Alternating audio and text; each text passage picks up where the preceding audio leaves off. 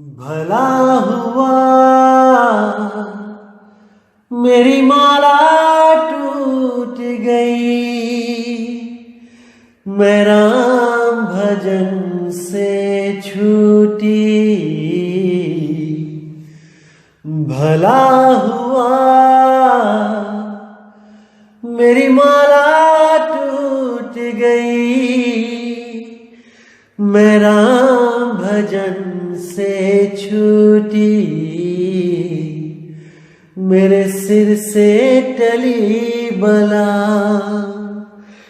भला हुआ मेरी माला टूट गई, मैं राम भजन से छूटी। मैं राम भजन से छूटी। नमस्कार दोस्तों, जैसे कि आपको बताया गया था कि 1 अप्रैल के दिन आप सबका जितना भी भरम जाल है वो तोड़ दिया जाएगा। और दोस्तों, आज 1 अप्रैल है। 1 अप्रैल को हमारे देश में जो मूर्ख दिवस के नाम से बनाया जाता है, उस दिन की एक खासियत होती है कि कोई ना कोई आपको मूर्ख बना सकता है कभी भी, और आप उस चीज का गुस्सा नहीं कर सकते। आप उनको ऐसे नहीं बोल सकते कि आपने ऐसा क्यों किया, क्योंकि ये दिन ही निश्चित किया गया है 1 अप्रैल फूल के नाम से। लेकिन इस दिन जो जीव जागृत अवस्था में रहता है, मतलब कि जो ये याद रखता है कि आज 1 अप्रैल फूल है, वो छोटी छोटी बातों में भी पूरा विवेक लगा देता है कि कहीं उसको सामने वाला कोई मूर्ख तो नहीं बना रहा है। जैसे बच्चे आपस में करते हैं, किसी के पापा फौज में हैं तो एकदम वो फोन करेगा किसी को, अपने भाई को, भैया जल्दी घर आ जाओ, पापा आ गए हैं। और वो बेचारा भागा भागा आता है और देखता है घर में कोई पापा नहीं आए। तब उसको क्या बोला जाता है कि 1 अप्रैल फूल, तुमको मूर्ख बना दिया गया है, तुम मूर्ख बन चुके हो। तब अपनी नादानी पर उस जीव को, उस बच्चे को हंसी भी आती है और दुख भी होता है कि मैं इतना प्लेग्राउंड में खेल रहा था, इतना मजे में था, लेकिन मुझे घर वालों ने पापा के नाम पे बुला लिया और मेरा सारा मजा किरकिरा हो गया और यहां पर मुझे पापा भी नहीं मिले। तो दोस्तों, इसी तरह कुछ धर्म गुरु भी आपको मूर्ख बनाने में लगे हुए हैं। ये स्वयंभू धर्म गुरु जो केवल और केवल मूर्ख बनाकर आप लोगों पे राज करते हैं, केवल मूर्ख बनाकर। तो दोस्तों, आज उम्मीद करूंगा कि ये मूर्ख दिवस इन लोगों का आखिरी मूर्ख दिवस होगा, किसी को मूर्ख बनाने का, और आप लोगों का भी ये आखिरी मूर्ख दिवस होगा धर्म के नाम पे, परमात्मा के नाम पे मूर्ख बनने का। अगर आज का सत्संग आपने पूरे विवेक से सुन लिया तो मेरे भाई, इस दुनिया में ऐसा कोई नहीं होगा जो आपको मूर्ख बना पाए। लेकिन अगर आपने इसको समझने के बाद भी नहीं समझा, केवल कुछ दुनियावी लाभ के चलते इस सत्संग से किनारा कर दिया, इसको नहीं समझा, तो मेरे भाई 84 लाख की जेल आपका इंतजार कर रही है और आपको वहां से बचाने वाला इस दुनिया में कोई पैदा नहीं हुआ। क्योंकि अगर मूल ज्ञान सुनने के बाद भी आपके भ्रम खत्म नहीं हुए, तो इस अखिल ब्रह्मांड में ऐसा कोई नहीं है जो आपके इन भ्रम जाल का नाश कर सके। केवल और केवल ये मूल ज्ञान के द्वारा ही नष्ट हो सकता है मेरे भाई। नहीं तो सब के सब आपको केवल भरमाने के लिए ही बैठे हुए हैं। शिकारी जाल लगा के बैठा है। अब ये आपने देखना है कि शिकार होना है कि नहीं, किसी का शिकार बनना है कि नहीं, ये आपने देखना है। शिकारी बहुत चालाक है मेरे भाई, बहुत चालाक है। आपको शिकारी से भी 2 कदम आगे सोचना पड़ेगा, तब आप उसके जाल से बच सकते हो, नहीं तो नहीं बचोगे मेरे भाई, नहीं बचोगे। तो दोस्तों, कई लोगों ने जो हमारे इस ज्ञान को प्रचार करने के लिए लोगों को सत्संग शेयर किए, उनको समझाने की कोशिश करी। अच्छा लगा मुझे कि लोगों ने खूब ज्ञान समझा, खूब अच्छी तरह समझा, लेकिन कहीं ना कहीं उनके मनों में एक चीज खटक रही है, वो है 12वां दरवाजा। कि ये 12वां दरवाजा क्या है? मदन साहिब के जो पंथ वाले हैं वो कहते हैं 10वां द्वार गुप्त है, ब्रह्मरंध्र है ठौर, तहावा सुरती लिप्त करो देह तजो फिर और। अरे ये तो 10वें द्वार की बात करते हैं और गरीबदास जी तो 12वें द्वार की बात करते हैं। यहां पर आकर बहुत बड़ी कंफ्यूजन उनके सामने आ जाती है। ज्ञान पूरा समझ में आ गया है, हर चीज क्लियर है, लेकिन केवल ये 12वां दरवाजा रोड़ा बना हुआ है आगे बढ़ जाने के रास्ते में, केवल और केवल ये 12वां द्वार। वरना सबके सब इस कालदूत के पंथ को छोड़ के, इस 12वें कालदूत के पंथ को छोड़ के 13वें पंथ में शामिल हो जाएं, लेकिन ये 12वां द्वार उनको आगे जाने नहीं दे रहा है। तो दोस्तों,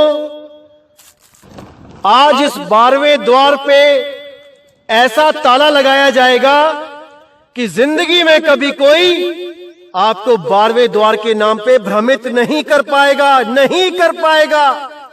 अगर आप में 1% भी बुद्धि विवेक हुआ तो, वरना कोई ना कोई आएगा आपको 12, 13, 14, 15, 16, 17, 20वें, 25वें, 100वें द्वार तक को बता के, भरमा के आपको इस काल के मुंह में ले जाएगा, इस 84 के चक्कर में डाल देगा और आप बिल्कुल भी नहीं समझ पाओगे कि आपके साथ क्या बना, कहां आपको धोखा मिला है।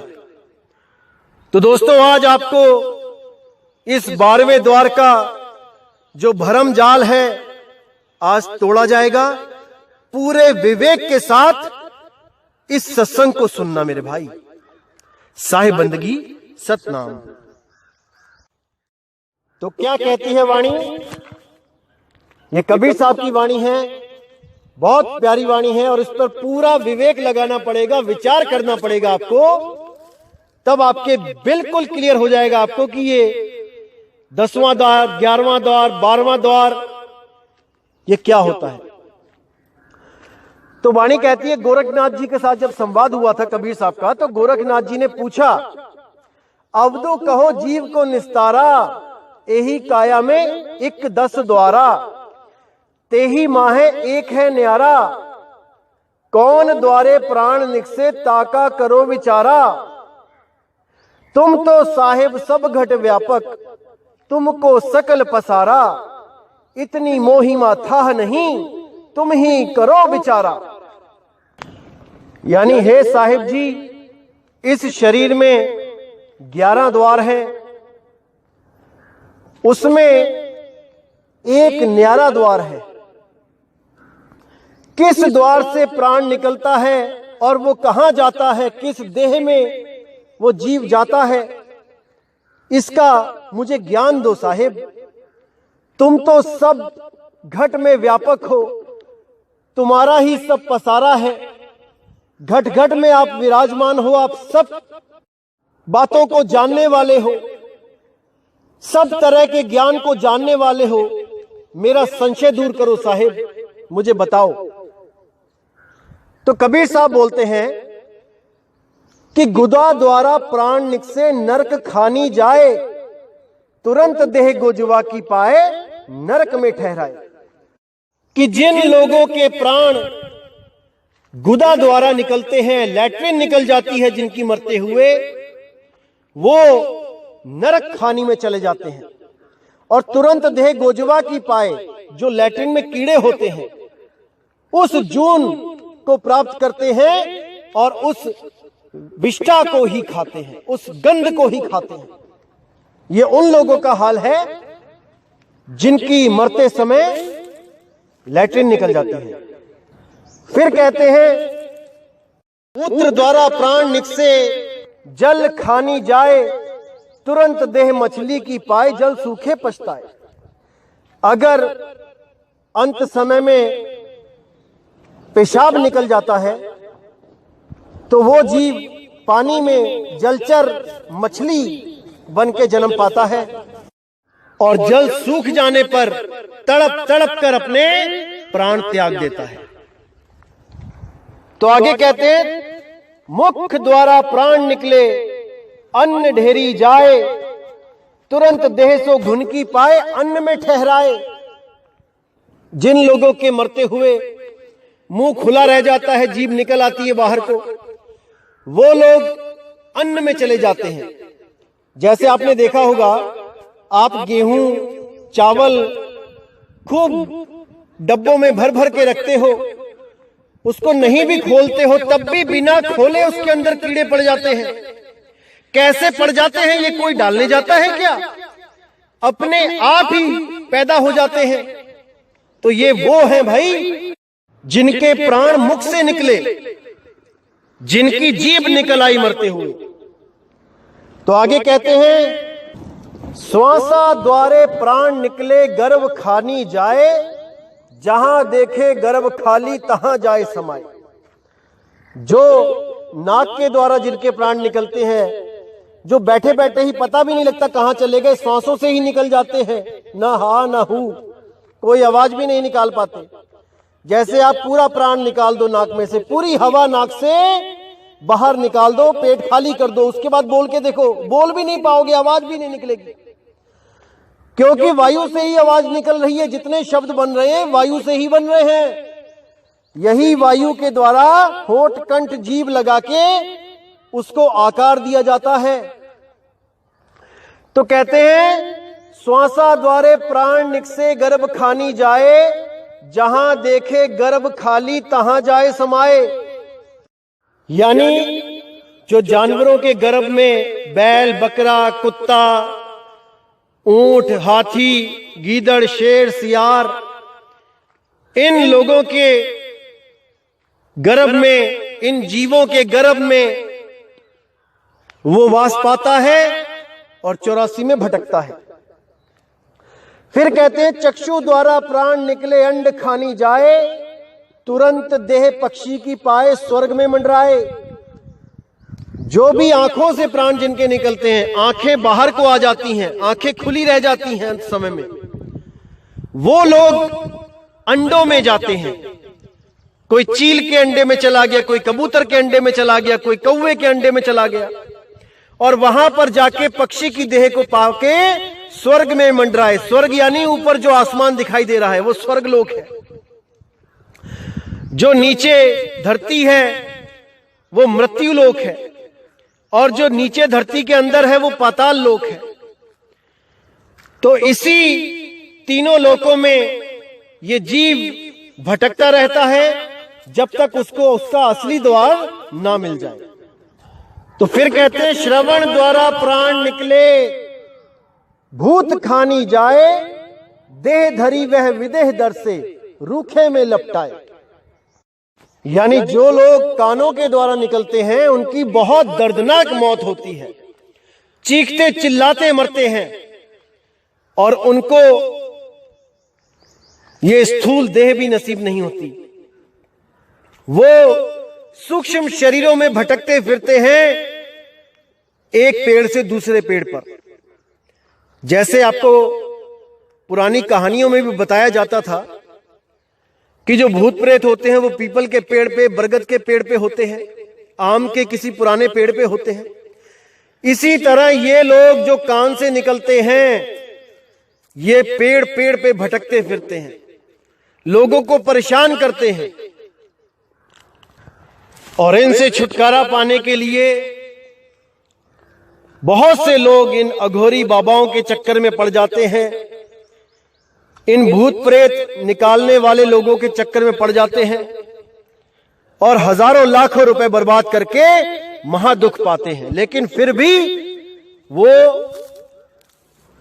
इनसे निजात नहीं पा पाते हैं। इन प्रेतों के चक्कर में सारी उम्र भ्रम में ही पड़े रहते हैं और अपना अनमोल जीवन नाश कर लेते हैं। जहां भी कोई कहता है कि उस बाबा के पास चले जाओ, उस बाबा के पास चले जाओ, वहां वहां धक्के खाते हैं, लेकिन फिर भी इस चीज से आजाद नहीं हो पाते हैं, क्योंकि ये भरम भूत सकल जग खाया। ये भरम भूत है भाई, ये ऐसे पीछा नहीं छोड़ता है। ये तब छोड़ता है जब आप सत्य शब्द में स्थिर हो जाते हो, जब आप सच्चे नाम का सिमरण शुरू कर देते हो, तब कोई भूत प्रेत आपके निकट नहीं आ सकता। लेकिन आपको पूरा विश्वास करके सिमरण करना पड़ेगा भाई, पूरा विश्वास करके। अगर 1% भी शंका होगी कि ये सिमरण करके ये बाधा हटेगी कि नहीं हटेगी, तो मेरे भाई नहीं हटेगी, क्योंकि आपके मन में 1% भी भ्रम है तो ये भ्रम भूत आपको दबोच लेगा। इसीलिए मैं हर बार कहता हूं कि 100% होके आओ भाई, जिसने भी आना है। अब कहते हैं 10वें द्वारे प्राण निकले राज खानी जाए, और कुछ देर राज भोगे फिर पाछे पछताए। जो लोग 10वें द्वार से निकलते हैं, अब यहां पे दोस्तों एक चीज क्लियर करना चाहूंगा मैं, कुछ पंथ ऐसे हैं जो 10वें द्वार को ही क्या बता देते हैं, त्रिकुटी, दोनों आंखों के बीच में जो सुषमना नाड़ी है, इंगला पिंगला सुषमना, उसी को ही 10वां द्वार बता देते हैं। ये महामूर्खता है मेरे भाई, वो 10वां द्वार नहीं है, वो असली 10वां द्वार नहीं है, वो काल के द्वारा बनाया गया नकली द्वार है, जिसमें वो सबको भेजता है, सबको, किसी को नहीं बख्शता। उसी को गुप्त दरवाजा बताकर इंगला पिंगला सुषमना में एक अनंत सफर के लिए इस जीव को भेज देता है। ये एक ऐसी भूल भुलैया है कि जो जीव एक बार चला गया वो भाई निकल नहीं सकता, नहीं निकल सकता। तो जो भी जीव इसमें जाता है, अंत समय में वो क्या करता है, वो प्राणों को इकट्ठा करके त्रिकुटी में से जाता हुआ ऊपर असली जो 10वां द्वार है उसको तोड़ता हुआ ऊपर ब्रह्मांड में चला जाता है। मैं फोटो शेयर करूंगा, आप ध्यान से देख लेना कैसे जीव इस 10वें द्वार को तोड़ता हुआ ऊपर चला जाता है और दोबारा इसी 84 में वापस आ जाता है। जो लोग प्राण योग करते हैं वो भी यही काम करते हैं, सारे प्राण को इकट्ठा करके अंत समय में ऊपर की तरफ चढ़ाकर असली जो 10वां द्वार है उसको तोड़कर आगे निकल जाते हैं और ब्रह्मांड की सैर करके दोबारा किसी गर्भ में चले जाते हैं। आप इस फोटो में बहुत अच्छी तरह देख सकते हैं कि कैसे 10वें द्वार को तोड़कर जीव बाहर निकल गया है और ब्रह्मांड की सैर कर रहा है। इसीलिए हिंदू धर्म में जब कोई मर जाता है तो उसके सिर पे लकड़ी से वार करते हैं, ठोक देते हैं, सिर को तोड़ देते हैं ताकि वो जीव इस द्वार से बाहर निकल जाए। अरे मेरे भाई, मरने के बाद नहीं ठोका जाना चाहिए, जीते जी वहां से निकलोगे तब बात बनेगी, तब आपको स्वर्ग, ब्रह्मलोक, सतलोक आदि लोक मिलेंगे, वरना वो भी नहीं मिलेंगे। अगर मरने के बाद क्रियाक्रम में अगर लकड़ी से सिर को तोड़ते हो तब ये प्राणों के द्वारा तोड़ के निकलना पड़ता है, प्राणों के द्वारा, तब बात बनती है। जो राजा की जून मिलेगी तब मिलेगी, स्वर्ग मिलेगा तब मिलेगा, ऐसे नहीं मिलेगा लकड़ी मार के। तो कहते हैं 10वें द्वारे प्राण निकले राज खानी जाए, कुछ देर राज भोगे फिर पाछे पछताए। वो पछताएगा, अगर वो सिर को फोड़ के भी निकलेगा, ऊपर को ब्रह्मांड में जाएगा, फिर पछताएगा, उसको मुक्ति नहीं मिलेगी। अब आगे कहते हैं सुरति द्वारा प्राण निकसे सत्य लोक ही जाए, शब्द निरखत जाए लोक ही कहे कबीर बुझाए। कि जो सुरती द्वारा प्राण को निकालेगा, कहने का मतलब सुरती जहां पर एंटर की थी, उसी स्थान से जब सुरती वापस उसी शब्द में चली जाएगी जहां से वो जुदा हुई थी, इसी को सत्यलोक कहते हैं, इसी को शब्द का लखाव कहते हैं, इसी को शब्द की प्राप्ति कहते हैं। मेरे भाई, शब्द गुरु से बिछड़ी थी, शब्द गुरु में ही समा जाएगी। अरे सुरत समाए शब्द में, वाको काल न खाए। समझ जाओ मेरे भाइयों, समझ जाओ। इस अवस्था में प्राण और सुरति दोनों अलग हो जाते हैं। श्वास और सुरति अलग अलग हो जाते हैं। श्वास रह जाती है ब्रह्मांड में और सुरति आगे का रास्ता सफर तय करके हमेशा के लिए इन 5 तत्वों से न्यारी हो जाती है, अपने निज स्वरूप, अपने मूल ठिकाने पे पहुंच जाती है। इसी को मुक्ति पद कहा जाता है मेरे भाई, इसी को मुक्ति बोला जाता है। तो अब जब हम हिसाब लगाते हैं कि कितने द्वारों से कहां कहां जीव गया है, कितने द्वारों को बताया गया है इस वाणी में, तो हिसाब लगाइए। देखिए, गुदा द्वार 1, मूत्र द्वार यानी कि पेशाब निकल जाना 2, मुख द्वार 3, श्वासों का द्वार 2 नाक के छेद 3 और 2 5, चक्षु द्वार 2 आंखों के छेद 5 और 2 7, श्रवण द्वार कानों के छेद 7 और 2 9, 10वां द्वार जिसके द्वारा जीव राजा बनता है वो हो गया 10वां द्वार, जिसको रंभ द्वार भी बोल दिया जाता है। ये हो गए 10 द्वार। और जो 11वां द्वार है वो है सुरती शब्द मेल, जिसको बोला जाता है शब्द द्वार। शब्द बिना सुरत आंधरी कहो कहां को जाए, द्वार न पावे शब्द का फिर भटका खाए। तो 11वां द्वार है शब्द द्वार। जो शब्द का आपको भेद दिया जाता है, सुरती उसी शब्द में जब समाएगी तो वही शब्द एक तरह का द्वार बता दिया गया है कि तभी तो समाएगी। जब किसी कमरे में हमने जाना होता है, यानी हमें कमरे में समाना है, तो वहां पे एक दरवाजा होता है। लेकिन जब शब्द में सुरत समाएगी तो वहां पे कोई दरवाजा नहीं होगा, वो दरवाजे के बिना ही दरवाजा है, वो शब्द द्वार है। इसीलिए बोला गया है 10हों द्वार नरक भर बूढ़े, तू गंदी को बेड़ो। यानी 10 द्वार से भी निकल जाओगे शरीर को त्याग के, तब भी तुम्हारी मुक्ति नहीं होगी जब तक तुम्हें 11वें द्वार रूपी शब्द का लखाव करने वाला गुरु ना मिल जाए तो। और अगर आप त्रिकुटी को भी जोड़ोगे, जो इंगला पिंगला और सुषमना द्वार है, तो यही शब्द द्वार 11वें की जगह 12वां हो जाएगा।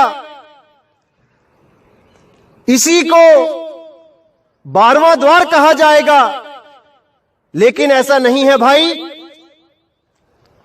इंगला पिंगला सुषमना को 10वां द्वार नहीं कहा जाता है, उसको तीसरा तिल शिव नेत्र कहा जाता है, जिसके खुल जाने पर जीव भस्म हो जाता है। कोई मुक्ति नहीं मिल जाती उस द्वार के खुल जाने पर। ये इशारा बताया भी गया है कि जब शिव जी का तीसरी आंख खुल जाती है तो जीवों का नाश हो जाता है।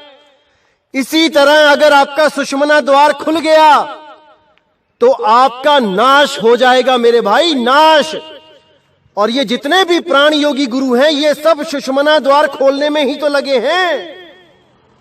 ये जीवों को यही तो समझा रहे हैं कि इस दरवाजे को खोल लो, इसी में रास्ता है। रास्ता शाहरग में है जाना के आने के लिए। मूर्ख बनाया जा रहा है, मूर्ख, और सब के सब मूर्ख बनने में लगे हैं। अरे इस दरवाजे को खोलोगे, शिव नेत्र को खोलोगे तो भस्म हो जाओगे, नाश हो जाएगा, नाश। समझ जाओ, समझ जाओ, समझ जाओ मेरे भाइयों। और जो लोग अपने इस स्थूल शरीर को छोड़कर सूक्ष्म शरीरों के द्वारा भ्रमण करते हैं तीन लोक में, उन लोगों को प्रेत जून दे दी गई है। वो प्रेतों की तरह भटक रहे हैं। उनके गुरुओं ने उनको जीते जी प्रेत बना दिया है भाई, प्रेत। जो लोग डींगे मारते हैं कि हम तो अपना शरीर छोड़ के अपने ही शरीर को देखते हैं बाहर निकल के उस शरीर से, और हम तीन लोक में सैर करते हैं अपने सूक्ष्म शरीर के द्वारा। अरे भाई, एक प्रेत में और आप में क्या फर्क रह गया? जब जीव कान के द्वारा निकलता है तो उसको एक सूक्ष्म शरीर दिया जाता है प्रेत का, और वो प्रेत जून 1000 साल की होती है। उसको भटकाया जाता है 1000 साल तक।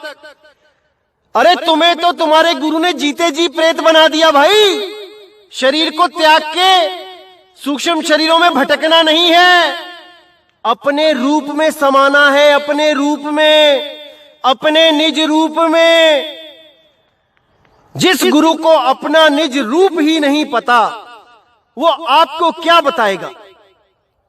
अरे गुरुआ तो घर घर फिरे, कौड़ी केर 50, अपने रूप की खबर नहीं और शिष्य करण की आस।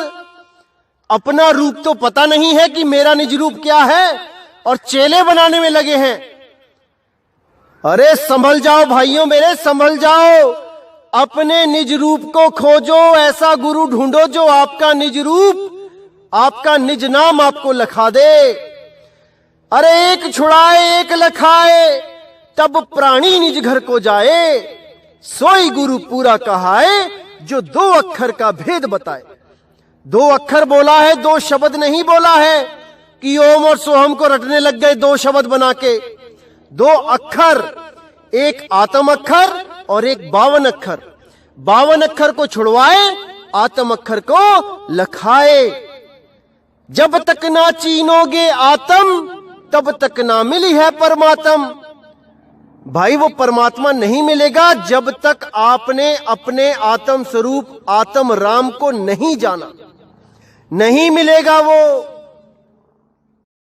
तो जब मैंने पहली बार इस 12वें पंथ के कालदूत के द्वारा जो ये पिंड अंड ब्रह्मांड का चित्र बनाया गया था, जब मैंने पहली बार इसको देखा तो आप यकीन नहीं करेंगे, मुझे इतनी हंसी आई कि मैंने बोला ये कौन आ गया भाई, जिसने 3 बेडरूम, लैट्रिन, किचन, बाथरूम का नक्शा बना के रख दिया। बड़ा अजीब लगा मुझे कि भाई ऐसे ऐसे संत भी आ गए क्या दुनिया में, जो ऐसे नक्शे बना के बताएंगे कि यहां से दाएं घूम जाना तो स्वर्ग लोक आ जाएगा, बाएं घूम जाना तो काल लोक आ जाएगा। क्या बताऊं, बड़ी दुविधा हुई। बहुत सोचा मैंने कि ये क्या पाठ पढ़ाया जा रहा है जीवों को। अरे ये थोड़ी नहीं है भाई, जो पिंडे सो ब्रह्मंडे, जिन खोजे तिन पाया। बिल्कुल साफ बोला गया है कि इस पिंड में ही, इस शरीर की जो रचना है, यही बाहर ब्रह्मांड की रचना है। दोनों में कोई फर्क नहीं है। लेकिन फिर भी पता नहीं क्यों जीव समझ नहीं पाता है और भरम जाल में भूल जाता है।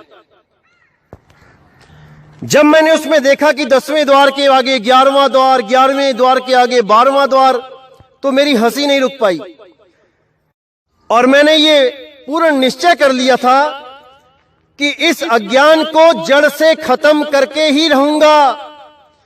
एक दिन ऐसा जरूर आएगा जब इस अज्ञान को खत्म किया जाएगा और सच्चे 13वें पंथ का प्रचार किया जाएगा।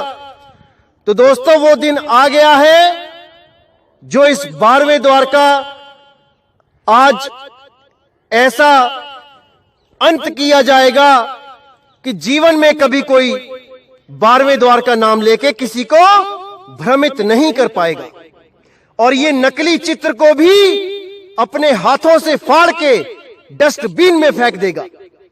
आज मैं आपसे वादा करता हूं कि आज ऐसा होके ही रहेगा, लेकिन अगर कोई विवेकी पुरुष हो तो ही वो ऐसा कर पाएगा, अन्यथा जो मूढ़ मोटी बुद्धि के जीव हैं वो इसी कालजाल में उलझे रहेंगे।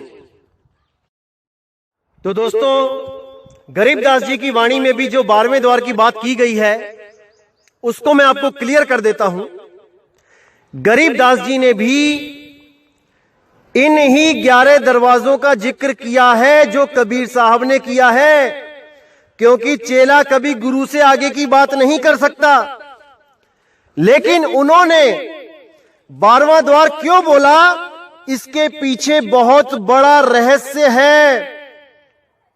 जब कबीर साहब ने गरीबदास जी को नाम दिया और उनको बोला कि तुम इस वाणी के द्वारा पूरा प्रकाश करोगे मेरे नाम का, मेरे शब्द का, तो गरीबदास जी बहुत प्रसन्न हो गए। उन्होंने कहा, अहो भाग्य मालिक, आपने मुझे इतना बड़ा काम सौंप दिया, मैं बहुत खुश हूं। लेकिन जब कबीर साहब ने बोला कि गरीबदास जी, आप ही के पंथ में काल के दूत भी आएंगे और वो वाणी का अर्थ का अनर्थ करेंगे, इसलिए तुम ऐसी वाणी लिखना जो बहुत ही ज्यादा रहस्यमयी हो, बहुत ज्यादा गूढ़ हो, ताकि काल के दूत इस वाणी को समझ ही ना पाएं और उल्टा सुल्टा जो भी उनके मन में आए व्याख्या करते चले जाएं। तब उन्होंने बोला कि तुम अपनी वाणियों में 12वें द्वार का जिक्र करो, 12वें द्वार का जिक्र करो। तब गरीबदास जी ने बोला, महाराज जी, जितने भी संत हुए हैं आज तक किसी ने 12वें द्वार का जिक्र नहीं किया, यहां तक कि आपने भी 11वें द्वार को ही शब्द द्वार बोला, तो मैं 12वें द्वार को कैसे प्रकट करूंगा? ये तो बहुत बड़ा अनर्थ हो जाएगा, जीव भ्रमित हो जाएंगे। तब कबीर साहब ने बोला, तुम फिक्र मत करना गरीबदास, जब मेरे 13वें पंथ का प्रचार होगा तब ये सारे द्वार क्लियर कर दिए जाएंगे। तुम 12वें द्वार का जिक्र जरूर करना, क्योंकि जो नकली गुरु काल दूत आएंगे वो भी 11वें द्वार का जिक्र करेंगे, वो भी मेरी वाणी बोलेंगे। कौन सी वाणी? 9 द्वारे संसार सब 10वां योगी साध, एकादश खिड़की बनी जानत संत सुजान। ये वाणी बोल के कुछ काल के दूत भी अपने आप को घोषित करेंगे कि हम 11वें द्वार को जानते हैं, यानी शब्द को जानते हैं, और सार शब्द के नाम पे केवल कान में धू धू कर देंगे, कान में फूंक मार के कह देंगे हमने सार शब्द तुम्हारे अंदर प्रवेश करा दिया है, अब तुम्हें काल नहीं रोक सकता। मूर्ख बनाएंगे लोगों को, मूर्ख। लेकिन गरीबदास, तुम्हारी वाणी का सहारा लेके काल के दूत ही दूसरे काल के दूत को गलत साबित कर देंगे। वो 12वां द्वार कह के 11वें द्वार वाले को गलत साबित कर देंगे, और 11वें द्वार वाले लोग भागे आएंगे 12वें द्वार वाले कालदूत की शरण में, क्योंकि उनको लगेगा शायद इससे आगे भी कोई 12वां द्वार है, हमें वहां जाना है। तब गरीबदास जी ने कहा, महाराज लेकिन शब्द से आगे तो कोई द्वार ही नहीं है, तब क्या किया जाएगा? अगर ये लोग भ्रमित हो गए तो, वो कालदूत ने सबको भ्रमित कर दिया तो। तब गरीबदास जी महाराज को बोला गया कि वो काल का दूत 12वें द्वार का नाम ले लेके सबसे झगड़ा करेगा, सबको झूठा सिद्ध करेगा, यहां तक कि अहंकार के वश अपनी ही सरकार से, अपने ही देश के लोगों से झगड़ा करेगा और उसको उम्र कैद हो जाएगी। आखिरी सांस तक वो जेल में रहेगा। तो गरीबदास जी ने कहा, महाराज वो तो ठीक है, लेकिन आगे जो उसके वंशज, उस काल दूत के आगे जो पंथ चलाएंगे, उसके सगे संबंधी, उसके शिष्य, तब तो जीव परेशान हो जाएगा, तब तो जीव भटका खाएगा। तब कबीर साहब ने कहा, तुम फिक्र मत करना गरीबदास, तुम अपनी वाणी में उस 12वें द्वार का जिक्र जरूर करना। जब मेरे असली 13वें पंथ का प्रचार होगा, तब वो प्रचारक हर चीज क्लियर कर देगा। क्या होते हैं 10वें द्वार, क्या होता है 11वां द्वार, क्या होता है 12वां द्वार, वो सब बता देगा। वो ये बता देगा कि 12वां द्वार और कुछ नहीं भाई, कोई ब्रह्मांड में, कोई आसमान में नहीं है भाई, कि 10वें के बाद आगे 11वां द्वार मिलेगा, फिर आगे 12वां द्वार मिलेगा, फिर आगे कोई कुछ और मिलेगा। वो ये क्लियर कर देगा कि 12वां द्वार ही नाभि द्वार है, जिसके द्वारा बच्चे को खाना पीना सांस मिलती है गर्भ के अंदर। वही वो 12वां द्वार है, और कोई आसमान में नहीं है 12वां द्वार। तब गरीबदास जी ने बोला कि महाराज जी, उसकी बात का यकीन कौन करेगा, कौन समझेगा उसकी बात को? तो कबीर साहब ने कहा, कोई बात नहीं गरीबदास, जो 12वें पंथ का कालदूत होगा, मैं उसके अंदर ये फीड कर दूंगा कि वो अपने हाथों से इस सत्य को अपने ही ग्रंथ में लिख के जेल जाए। तुम बिल्कुल फिक्र मत करना गरीबदास, ये सब मैं अपने आप संभाल लूंगा। लेकिन तुम भी वाणी में हल्का सा इशारा दे देना कि वो 12वां द्वार क्या है, ताकि बिल्कुल कंफ्यूजन खत्म हो जाए और जीवों के सामने सत्य और असत्य बिल्कुल सही रूप से आ जाए, और विवेक के द्वारा जीव सत्य असत्य का निर्णय करके असत्य को त्याग के और सत्य के साथ हमेशा के लिए जुड़ जाएं। ऐसा जरूर करना गरीबदास। जैसे गीता ज्ञान दाता के मुंह से जो सच उगलवाया गया था, कबीर साहब की दया से ही वो निकला था, जो उसने पूरा आत्मज्ञान दिया दूसरे अध्याय में, लेकिन बाद में ले जाकर फिर अपने ही मंत्रों में उलझा लिया, ओम तत्सत में उलझा लिया इस जीव को। जैसे उसके मुंह से मैंने सत्य निकलवाया था, वैसे ही मैं इस 12वें पंथ के कालदूत के हाथों से सत्य लिखवाऊंगा। बिल्कुल फिक्र मत करना गरीबदास, इस जीव को बचाने के लिए मुझे बहुत कुछ करना पड़ता है, बहुत सी लीलाएं दिखानी पड़ती हैं, बहुत कुछ करना पड़ता है, लेकिन अपने बच्चों की रक्षा के लिए, चाहे उसके बाद कोई मुझे झूठा ही क्यों ना कहे, मुझे मूल ज्ञान और पवित्र ज्ञान को अलग अलग तरह से पेश करना ही पड़ता है अपने बच्चों के लिए, क्योंकि मेरे बच्चे अभी इतना विवेकी नहीं है कि उनको सीधा मूल ज्ञान समझ में आ जाए।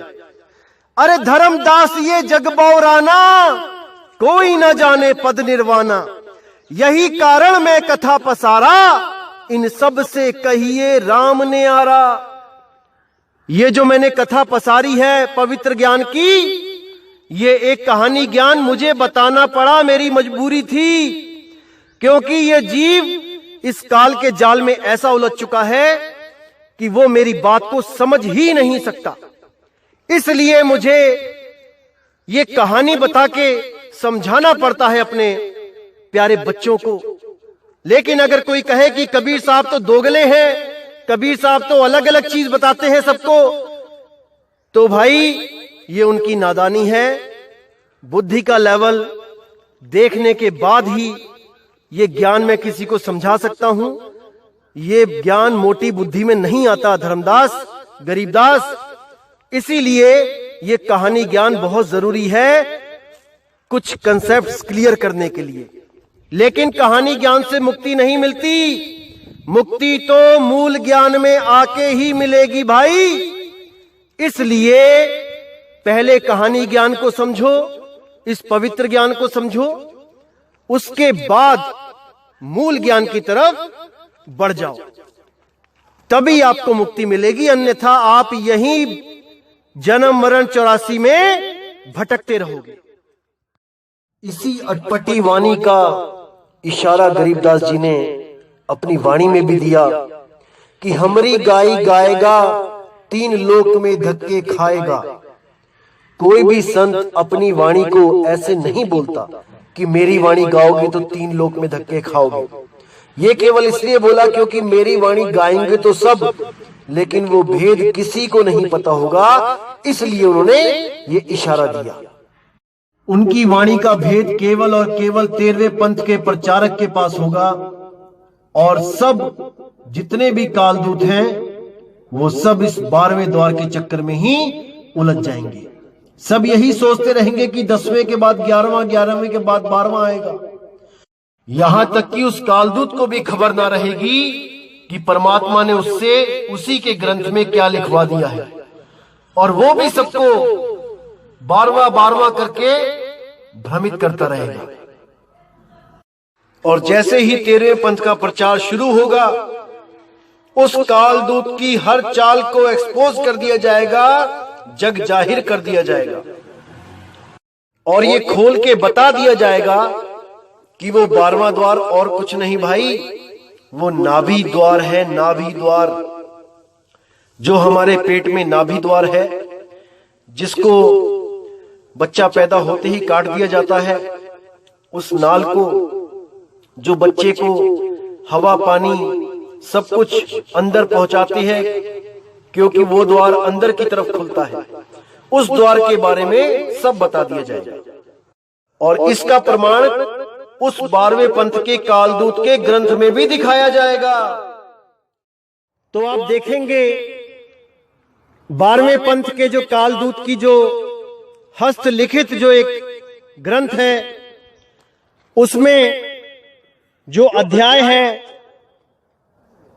स्वसम वेद बोध का सारांश, पेज नंबर 422, जब आप इस पे देखेंगे तो वहां पे क्या लिखा है बिल्कुल क्लियर हो जाएगा इसको समझने के बाद। स्वसम वेद बोध पृष्ठ 163 का सारांश, मृत्यु के समय जीव जिस रास्ते से जाता है उसके भविष्य का ज्ञान। अथ जीव के अंत काल वाली वाणी। देखिए क्या लिखा है इसमें, अंत काल जब जीव को आवे, यथा कर्म तस देही पावे। हेठ यानी गुदा द्वार जब जीव निकाशा, नरक खानी में ताको बासा। गिरे नरक शीश बल जाई, ताही में पुनि रहे समाई। नाभि द्वारे जो प्राण चलाना, जलचर योनि माही प्रगटाना। मूत्र द्वार कर जीव पयाना, पशु योनि में तास ठिकाना। मुख द्वार ते जीव कड़ी आवे, अन्न खानी में बासा पावे। श्वास द्वार ते जीव जब जाता, अंडज खानी में सो प्रकटाता। नेत्र द्वार जब जीव सिधारा, मक्खी आदि तन सो धारा। श्रवण द्वार ते जीव जब चाला, प्रेत दे पावे तत्काला। दशम द्वार ते निकसे प्राणा, राजा होए भोग विधि नाना। रंभ द्वार ते जीव जब जाता, परम पुरुष के लोक समाता। अब ये जो वाणी है, आप इसमें जब गिनोगे इन द्वारों को, सबसे लास्ट में यहाँ पे जो रंभ द्वार ते जीव जब जाता है, ये गलत लिखा है। यहाँ पे होगा सुरती द्वार ते जीव जब जाता। जब सुरती द्वार से जीव जाएगा, जहां से सुरती आई थी उसी द्वार से जीव जाएगा, यानी शब्द द्वार की तरफ इशारा है। तब इन द्वारों को जब आप गिनोगे तो ये 12 हो जाएंगे। देखिए, हेठ गुदा द्वार 1, नाभि द्वार 2, मूत्र द्वार 3, मुख द्वार 4, श्वास द्वार 2 6, नेत्र द्वार 2 8, श्रवण द्वार 2 10, और उसके बाद दसम द्वार ये 11, और रंभ द्वार यानी जिसको सुरती द्वार बोल रहे हैं वो 12। तो यहां पे हो गए 12 द्वार। अब आइए आगे क्या लिखा है देखते हैं इन 12 द्वार के बारे में। आगे लिखा है इसी ग्रंथ में, इन वाणियों में नाभि द्वार का भी वर्णन है। नाभि द्वार यानी 12वां द्वार, जो हमारे पेट में जो नाभि है, जो गर्भ के समय जो जिसमें से खाना पीना हमें मिलता है, जो अंदर की तरफ खुलती है, हमारे पेट की तरफ खुलती है, वो है 12वां द्वार। क्या लिखा है कि इन वाणियों में नाभि द्वार का भी वर्णन है। इसको संत गरीबदास जी ने कहा है बड़वानल का द्वार है नाभि नाभि के नीचे। हो गया क्लियर? बिल्कुल क्लियर है, साफ लिखा है बड़वानल का द्वार है नाभि नाभि के नीचे। अन्य 10 द्वार तो सामान्य संत भगत भी जानता है, परंतु 12वें द्वार का ज्ञान केवल इस लेखक रामपाल दास को है, अन्य को नहीं है। नाभि द्वार शरीर के अंदर ही खुलता है, इसलिए इसको मुख्य द्वारों में नहीं गिना जाता। तो आप सब अब समझ जाइए कि कितना बड़ा मूर्ख बनाया जा रहा था आपको 12वें द्वार के नाम पे, जबकि ये 12वां द्वार कोई आसमान में नहीं है भाई, कि 10वें के आगे 11 और 11 के आगे 12 है। अरे ये तुम्हारी नाभि है, जिसमें तुम रोज उंगली फेरते हो, नहाते हुए साफ करते हो, यही है वो 12वां द्वार। आगे से कोई भी काल का दूत आपको भ्रमित करेगा 12वें द्वार के नाम पे, थोड़ी सी कमीज उठा के उसको 12वें द्वार का दर्शन करवा देना। जिंदगी में दोबारा कभी नहीं बोलेगा तुम्हारे सामने आके कि 12वें द्वार के पार परमात्मा रहता है। मूर्ख बना रखा है, मूर्ख। अरे चोर चुरावे तुमबड़ी वो गाडे पानी में, वो गाडे वो ऊपर आवे सच्चाई छानी ना। तो ऐसे चोरों से बच के रहना मेरे भाई, जो आपको केवल और केवल भ्रमित करते हैं।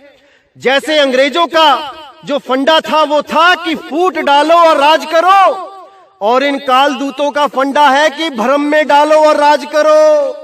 अब ये आपने देखना है कि आपने भ्रमित होना है कि नहीं होना है। इस दास ने तो अपना काम कर दिया है मेरे भाई।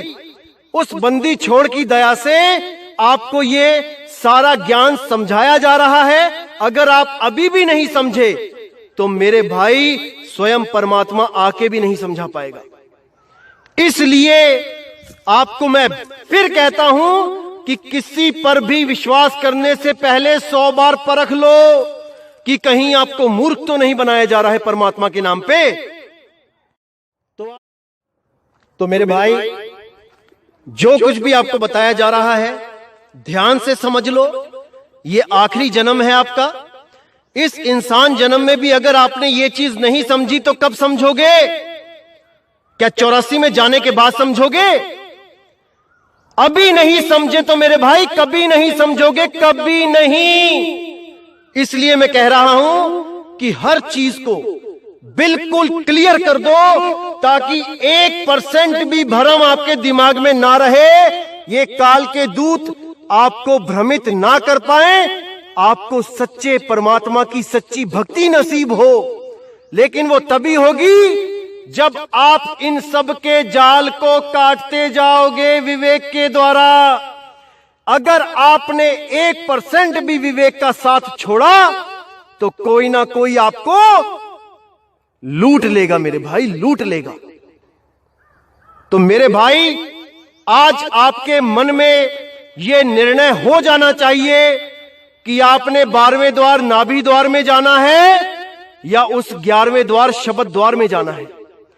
शब्द द्वार 11वें द्वार से आगे अगर कोई भी खोजता है, उसके लिए कबीर साहब ने बाणी बोली है, अरे आगे खोजे गिर पड़े, पीछे खोजे भुलाए, और सार शब्द से आगे खोजे वो बांधा जमपुर जाए, वो बांधा जमपुर जाए। जो भी 12वें द्वार की आस लगा के बैठे हैं उनको 12वां द्वार मिलेगा, लेकिन गर्भ में जाकर वो नाभि द्वार के रूप में 12वां द्वार मिलेगा, जिसमें उनको खाना पीना मां के द्वारा पहुंचाया जाएगा। समझ जाओ मेरे भाई, समझ जाओ, अभी मौका है। अगर ये मौका बीत गया, ये समय निकल गया, तो मेरे भाई अंत में कोई सहाय नहीं होगा, कोई सहाय नहीं होगा। केवल शब्द गुरु सहाय है, उसकी खोज कर लो, उसको पहचान लो मेरे भाई, पहचान लो। तो दोस्तों, इसी के साथ आज का सत्संग मैं समाप्त करता हूं और पूरी उम्मीद करता हूं कि आज आपका ये 12वें द्वार का जो भरम भूत आपके पीछे पड़ा था, आज आपका पीछा छोड़ देगा।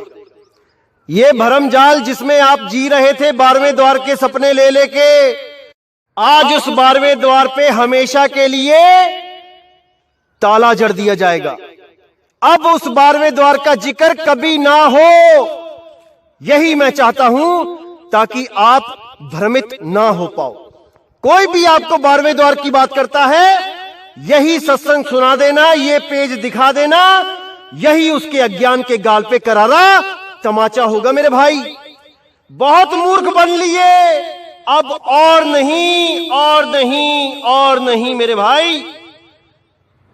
तो अब मुझे विदा दीजिए और आने वाले सत्संगों में जितना भी भरम आपके दिमाग में है, वो सब का सब खत्म कर दिया जाएगा। एक एक चीज क्लियर कर दी जाएगी मेरे भाई, एक एक चीज। बस आप सत्य का साथ दो, विवेक के द्वारा अपने जीव का कल्याण करो। किसी की फालतू बातों में आने की जरूरत नहीं है। कोई आपको काल के नाम से डराता है तो उसको बोलो कि भाई, जिस पर हाथ साईं का है उसका काल कुछ नहीं बिगाड़ सकता, कुछ नहीं बिगाड़ सकता। अरे जाको राखे साईया, मार सके ना कोई। आप बिल्कुल फिक्र मत करो, बंदी छोड़ आपके साथ है। बंदी छोड़ का मूल ज्ञान समझो मेरे भाई। सत्य नाम को जान लो, सत्य नाम को पकड़ लो। सत्य नाम ओम सोहम नहीं है, सत्य नाम स्वयं बंदी छोड़ सतगुरु कबीर है। अरे सत्य नाम पाए जो वीरा, संग रहूं मैं दास कबीरा, संग रहूं मैं दास कबीरा। तो मेरे दोस्तों, इस अपने भाई को अब विदा कीजिए। और मैं समझता हूं कि आज का सत्संग सुन के कई लोगों को बहुत गुस्सा भी आ रहा होगा मेरे ऊपर कि अरे इतना बड़ा जाल हमने बिछाया था जीवों को फंसाने के लिए और इसने सारे का सारा काट दिया। तो भाई दुख तो होगा, लेकिन परमात्मा ने जो मुझे ड्यूटी दी है उसको तो मैंने निभाना ही है मेरे भाई। तो इसलिए गुस्सा मत करो, अपने अपने जीव का कल्याण सोचो, क्योंकि तुम लोग भी नरक में ठोके जाओगे भाई अगर सच्ची भक्ति नहीं करोगे। तो आज जो पैसा इकट्ठा कर लिया है सब लोगों ने परमात्मा का नाम ले लेके, ये पैसा तुम्हें बचा नहीं पाएगा। जिस दिन तुम्हारे सिरहाने काल खड़ा होगा आके, उस दिन तुम्हारी वो दुर्गति होगी कि लहर अबदाना। उससे पहले पहले मूल ज्ञान को समझ लो और अपना कल्याण कर लो मेरे भाइयों। सब एक ही मालिक के बच्चे हैं, सबको उस मूल ज्ञान की शरण में आना चाहिए और हर भ्रम से बाहर निकल जाना चाहिए। तो इसी के साथ दोस्तों मुझे विदा करो। जय गुरु बंदी छोड़ वैराग साहिब, जय गुरु बंदी छोड़ मदन साहिब, जय गुरु बंदी छोड़ सतगुरु सत्य कबीर साहिब की सदा ही जय हो, सदा ही जय हो मेरे मालिक की। साहिब बंदगी सतनाम।